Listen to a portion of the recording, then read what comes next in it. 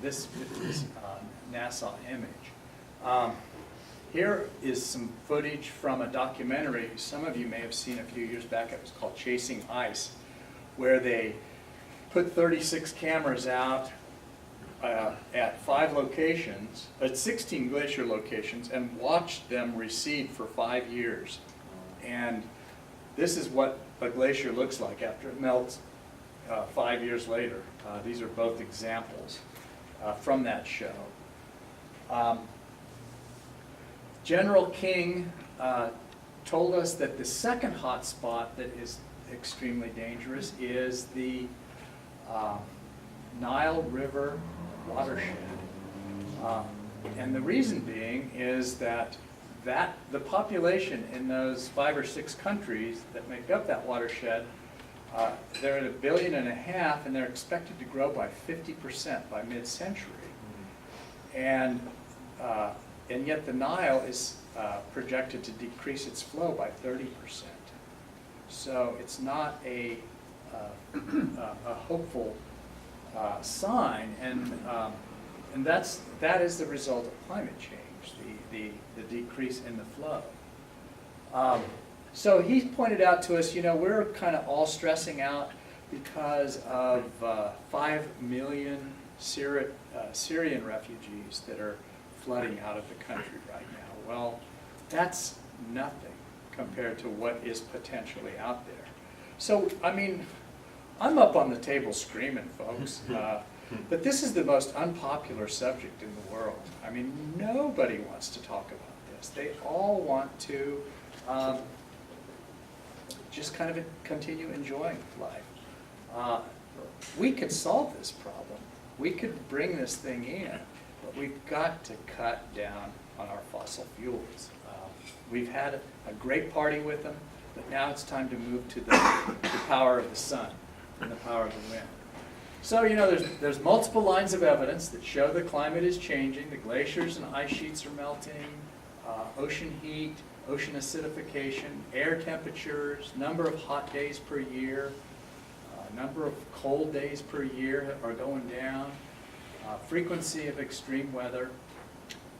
We can expect more and bigger disasters as we go forward. It's real easy to forget about them, and it's really hard to tie disasters directly to climate change because they happen, but they happen in so much more of a extreme and accelerated way today that it needs to be tied together, but it's hard to, and there's a lot of denial. Disaster relief is very, very expensive, and we can afford it here in the United States, but wealthy countries can afford it, but poor countries can't. And of course, that's what the Pope is talking about, is we're gonna hand these kind of messes to the rest of the world. Manufacturing doubt is easy. We've had a terrible time with elements here in this country, denying the problem, minimizing the problem, calling for more evidence, shifting the blame, cherry-picking the data, shooting the messenger, attack alternatives, hire industry-friendly scientists to deny it, create front groups like Heritage Foundation and ALEC and Americans for Prosperity. We did a study a couple of years back on the denier caucus in the Senate and the House in Washington, D.C. And, there were 40 of them that basically said there is no consensus. 31 of them call it a big scam, like our president does. 29, there's no consensus that it's man-made. It's a natural warming cycle. Faulty research, data was doctored. Laws would destroy the economy. No change in 15 to 20 years. That's the most absurd of them all, because we've had our hottest years since the turn of the century. But anyway, we are a nation receptive to misinformation. We are the 3rd largest oil and gas producer in the world. We're an OPEC nation in everything but name. We deal in vast distances in this country.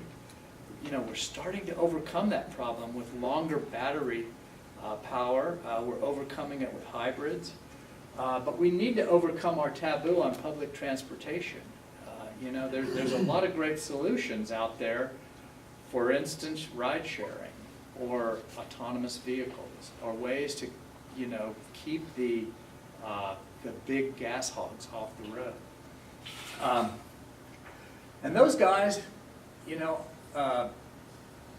they're the oil industry who's financing, the fossil fuel industry who's financing this denial. They have a good reason to do that, because their assets are still in the ground. And if we would pass laws for a less carbon economy, those assets would become virtually invaluable, and it would be the biggest bubble in the history of markets. And we need to be deflating that bubble rapidly, because we're going to have to do something. It's going to have to happen. So it's time for us to face reality and do something about it. So the goal of my group, which I want to start talking about now, is to move us from this movie theater to the other movie theater, and so that we can, you know, get back on track like we were back in the 70s. And we've been talking about it long enough.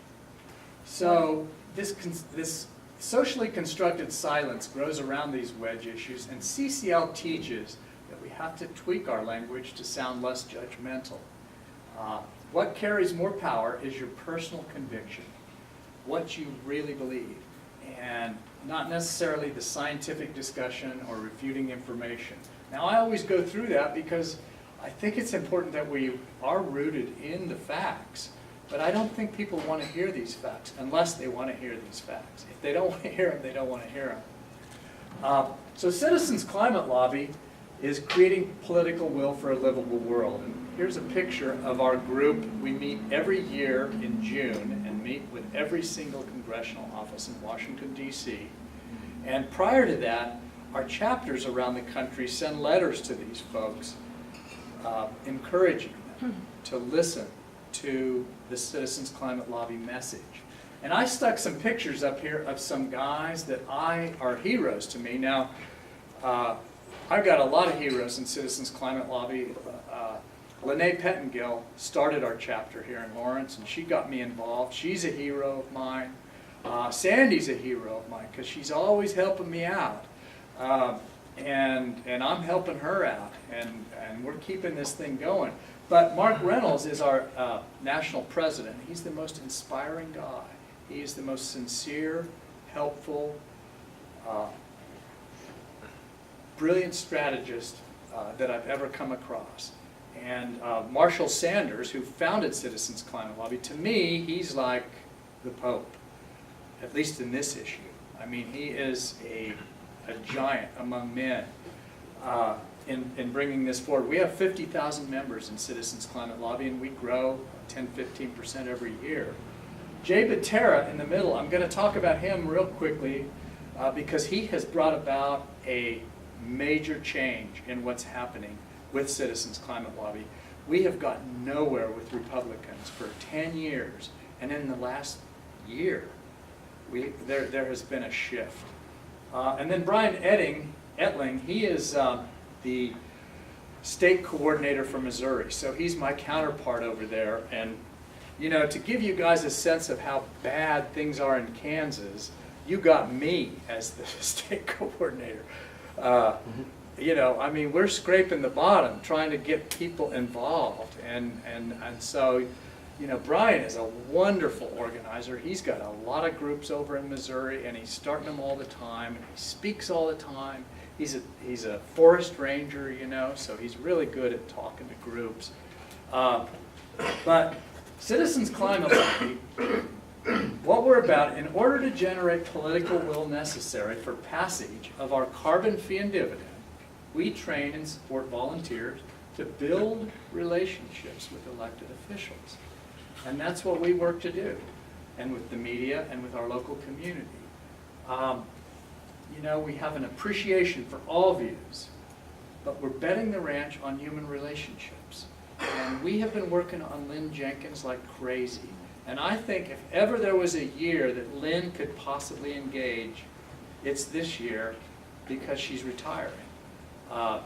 And you know, based on her record, you would think no. But I'm about to get into some characters who were just as doubtful. And so I want to share about them. We exist to create the political will for climate solutions by enabling individual breakthroughs in each one of you in your exercise of personal and political power.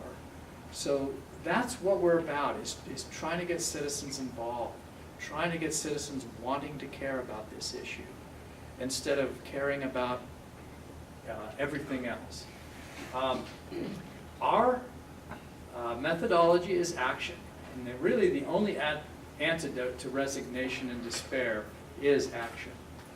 We've got great structure. We have one meeting a month at the public library on the second Saturday of each month at 11:30 a.m.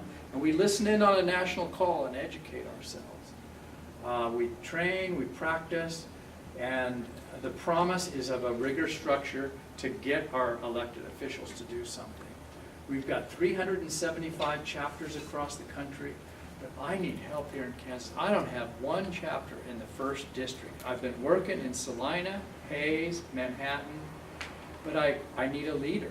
We have people there, but nobody wants to be the leader that calls the meeting and says, let's have a meeting. It's a simple position to hold, but people aren't stepping up to the plate. So if you guys have any ideas for me, I'd be so grateful for some names. Are there any other nation states where climate denial is as prominent as is the case in the United States? Nothing like the United States. And it's our freedom of the press, and it's the oil industry's ability to shape the public opinion. Well, I've always been intrigued by the fact that most of the deniers are Republican. What's up with that? They have a special database? It didn't behoove any of them to support the Obama administration's positive actions. And now that Trump is president and he's denying climate change, we've got 18 of them who have stepped up to the plate and have joined a climate caucus. And I was just getting to that. So things are changing. There is a defrosting occurring. And but you know, you can learn so much about what Citizens Climate Lobby is by going to our website. There's down at the bottom of the page, it's called Laser Talks. And these little half-page explanations, I read through all of those in 2 evenings, completely explain what we're doing and how how our program works, to where you would be able to speak, you know, intelligently about carbon fee and dividend and the Citizens Climate Lobby. But why legislation? Well, basically, we're trying to correct a market distortion. The market's failure to accurately price carbon-emitting fuels by passing legislation to assess a tax on fossil fuels to account for the damage to society by the carbon industry. So investors will move to low-carbon alternatives. What we want to do is assign a true cost of goods sold. And we've got some very reputable Republicans on board supporting this idea. An effective solution to climate change would have bipartisan support. As we know, we're getting nowhere with partisanship. It has got to be bipartisan. And we at Citizens Climate Lobby love our Republicans as much as we love our Democrats. And we are in support of them as much as we are. And we respect them as much as we respect our Democrats. And it's hard, but it's the only way we're going to get any movement on climate change. Partisanship has got us nowhere. It's got to be simple, it's got to create new jobs, and it's got to reduce dependence on foreign oil. So, the fee is placed on carbon-based fuels at the source, $15 a ton. of CO2, and it increases $10 a ton over a 10-year period. It's a transition period so that the fossil fuel industry can adapt, so that people can adapt, and it's not just a shock to the system. The entire carbon fee is returned back to Americans equally as a check to help them adapt to the increased costs of fossil fuels. And in fact, 70% of them will be equal or better off than they would be if there was no carbon fee and dividend. So it's a tremendous plan, and it includes a border adjustment to stop business relocation and to penalize countries that don't have a tax on carbon. So if you want to do business in the United States, you've got to have a carbon tax. We commissioned a study on carbon fee and dividend, and they looked at 9 regions in the United States. The carbon fee and dividend, the beauty of the carbon fee and dividend is that we would reduce CO2 by 52% from 1990 levels. Now, the Clean Power Plan that Obama brought forward would reduce CO2 by 22% from 2005 levels. So ours is much more far-reaching. Now, scientists tell us we have to reduce CO2 by 80% in order to keep from increasing the temperature by 2 degrees. 52% is the most ambitious plan you're going to see from anyone. So this is a remarkably strong first step to put a price on carbon and slowly increase it until carbon becomes more expensive than clean energy. This thing creates more jobs. It would create 1 million jobs over 4 years, and it would create 2 million jobs over 9 years. And it would increase national GDP by $1.3 trillion over a 20-year period. So it's positive all the way around. There is no real economic incentive for fossil fuels anymore, other than to the fossil fuel industry. So how could this happen? Well, I mentioned Jay Batera a minute ago, and he is a CCL member from Pennsylvania. He moved to Florida because he realized that Florida is going to be the state first hit by climate change. And so he went down there and started lobbying hard on the Republican representative of Miami. And he wasn't getting anywhere. So what did he do? He got leaders in the community involved. He got the mayor, he got city councilmen, he got business leaders, he got U.S. or state representatives and senators to call Curbelo and tell him climate change is a huge issue. We have ocean coming up through our sewers in Miami, and this is getting real. And so Curbelo was the first Republican to come on board with this climate change issue, and he has started something big.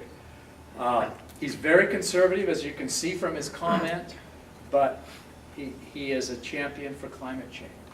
So today, as of right now, we have 18 Republican congressmen on the Climate Solutions Caucus, which is amazing. We've never had any Republicans.